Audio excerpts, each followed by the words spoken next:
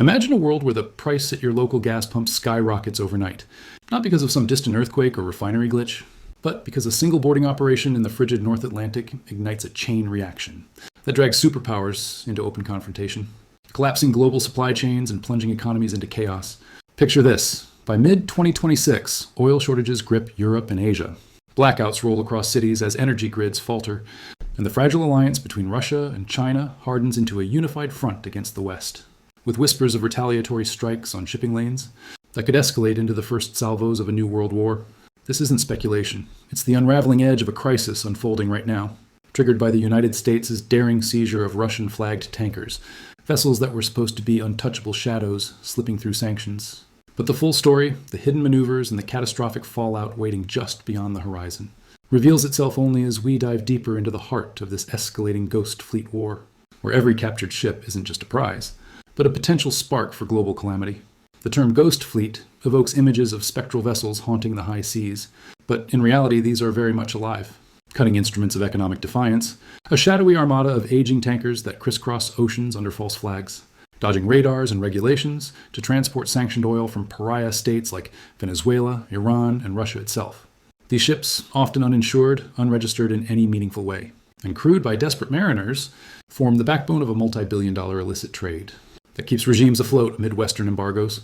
For years, they've operated in the gray zones of international law, renaming themselves mid-voyage, switching flags like chameleons, and relying on the vastness of the ocean to evade capture. But in early January 2026, that veil of invisibility began to tear, starting with a pursuit that spanned thousands of miles, and culminated in a high-stakes interception that sent shockwaves through diplomatic channels. It all began when U.S. intelligence flagged the Bella I, a tanker laden with Venezuelan crude, as it slipped away from a blockade near Caracas, its holds brimming with oil worth millions, destined for buyers willing to ignore the sanctions imposed after the dramatic capture of Nicolas Maduro.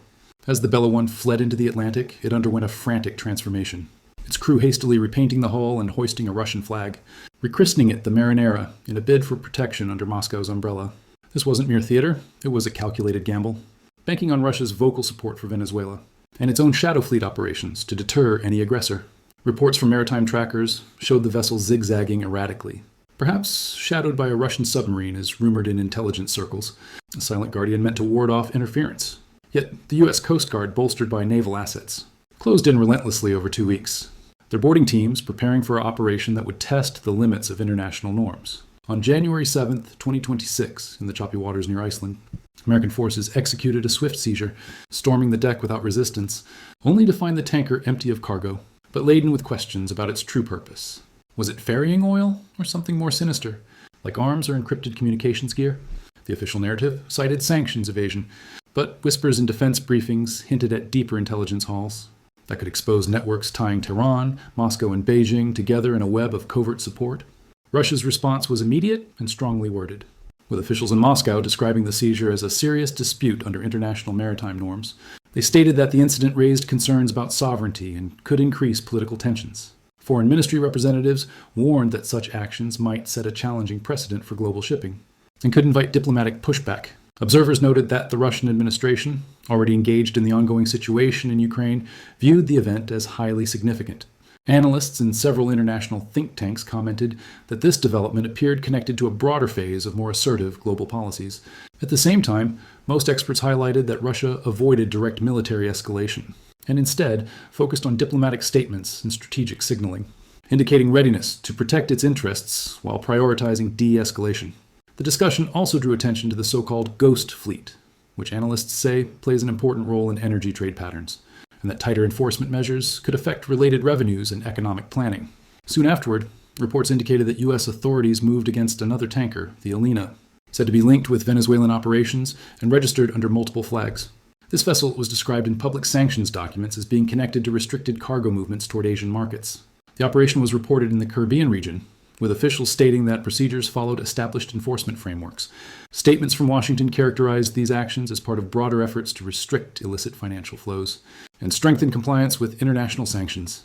A senior U.S. official explained that such activities are believed by some agencies to contribute to regional instability, while emphasizing that the objective was regulatory enforcement rather than confrontation. Market watchers noted that oil futures showed short-term volatility, as traders assessed the potential impact on supply chains already under pressure due to global geopolitical developments. China's involvement added another layer of complexity, turning the situation into a wider international debate.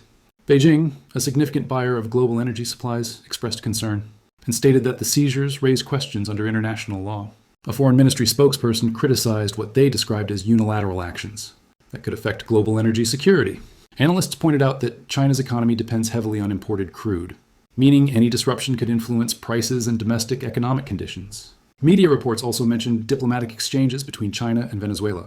With discussions focused on cooperation and information sharing, estimates suggested that a portion of China's oil imports could be affected if similar measures expand, including purchases from other sanctioned sources. Some experts argued this might encourage China to take a firmer diplomatic stance in regions such as the South China Sea or around Taiwan, while others believed that recent events could also encourage caution and dialogue. The situation appeared to bring Russia and China closer in public statements, with both calling for multilateral solutions, alternative trade mechanisms, and enhanced diplomatic engagement, signaling continued shifts in the global order. As the diplomatic atmosphere evolved, the oil markets experienced notable shifts, with Brent crude showing wide movements in the hours after the relevant announcements. Prices initially moved downward on news of possible U.S.-Venezuela oil agreements, under the new interim government promising increased legitimate supply. But responses from China and Russia added uncertainty to the situation, pushing futures higher as traders included reaction scenarios in their assessments.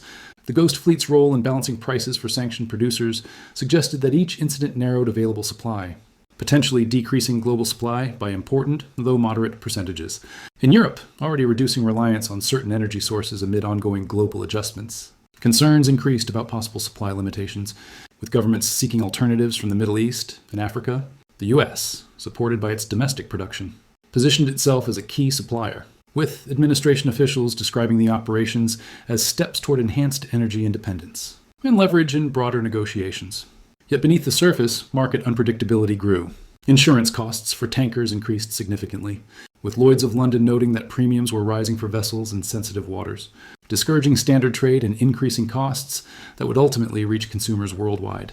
Examining the ghost fleet's origins reveals a complex network of operations, developed from practical needs and opportunistic activity, where ships like the Marinera are elements in a larger pattern of trade adaptation.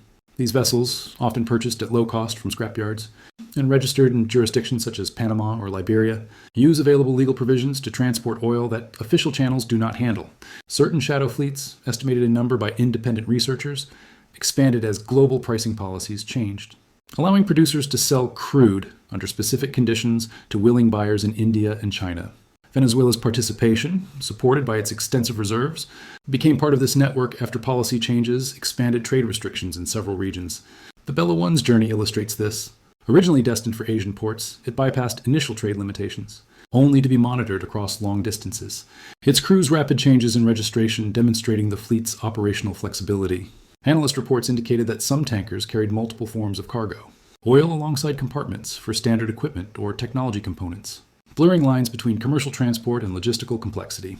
Increasing the significance of each interdiction, the human dimension adds depth to this international trade narrative, with crews on these ghost ships often coming from developing countries.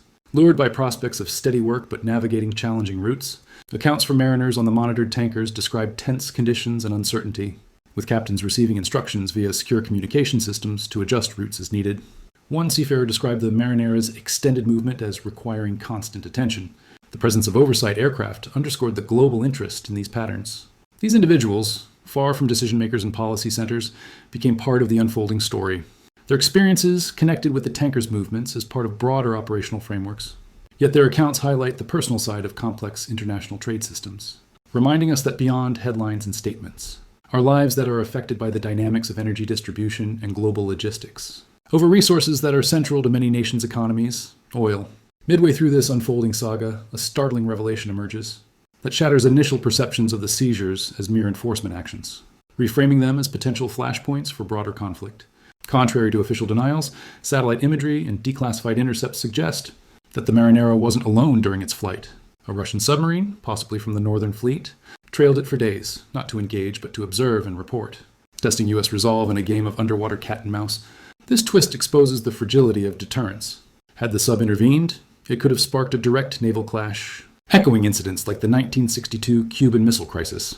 But with oil as the nuclear equivalent, Furthermore, evidence from the Alina's holds indicated traces of Iranian-sourced components, hinting at a triangular trade where Venezuelan oil funds Russian arms that bolster Tehran's proxies, a cycle the U.S. aims to break, but at the risk of uniting its adversaries.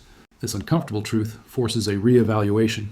What if these operations, intended to assert dominance, instead accelerate the formation of an anti-Western bloc, with Russia and China pooling naval resources to protect their shadow fleets, turning the oceans into contested battlegrounds, where every tanker is a potential trigger?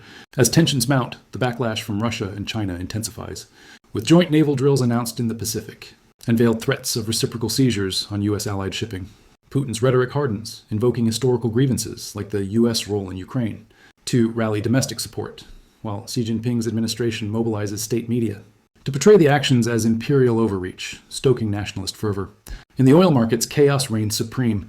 A brief price plunge from anticipated Venezuelan inflows gives way to spikes, as insurers pull coverage from high-risk routes, stranding cargoes and inflating spot prices. European consumers brace for higher heating bills. Asian factories idle amid fuel shortages, and Wall Street hedges frenzy with bets on volatility indices soaring. The U.S., undeterred, signals more operations ahead, with Rubio's statements implying a comprehensive campaign against the ghost fleet, potentially targeting hundreds of vessels and crippling adversarial economies. Yet this boldness carries peril. Intelligence assessments warn of asymmetric responses, like cyber attacks on U.S. ports or drone strikes on Allied tankers, escalating the shadow war into overt hostility. Building toward the inevitable climax, the core realization dawns.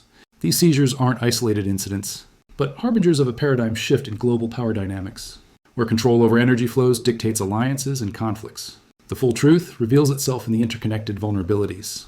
Russia's dependence on shadow exports to fund its military, China's thirst for discounted crude to sustain growth, and the U.S.'s gamble that forceful intervention will restore order, without igniting wider war, as another tanker evasion attempt fails on January 9th. With the fifth seizure announced, the pattern solidifies. Each capture tightens the economic noose, but also binds the superpowers closer to confrontation. The oil market's chaos peaks with Brent hitting $90 per barrel, amid fears of supply disruptions. Economies teetering as inflation rears its head anew. In this moment of peak tension, the world holds its breath, aware that one miscalculated boarding could unravel the fragile peace, drawing lines in the sand, or rather, in the sea, that redefine the international order. In the aftermath, as the dust settles on these high seas dramas, a profound reflection emerges on the precariousness of our energy-dependent world, where invisible fleets sustain visible tyrannies, and the pursuit of security risks universal insecurity. The U.S. actions, while tactically triumphant, underscore the limits of unilateral power in a multipolar era, urging a reevaluation of strategies that prioritize dialogue over dominance. Yet, for those attuned to the undercurrents, this episode illuminates hidden truths about resilience and resolve, empowering viewers to question the narratives fed by state actors and seek deeper understanding.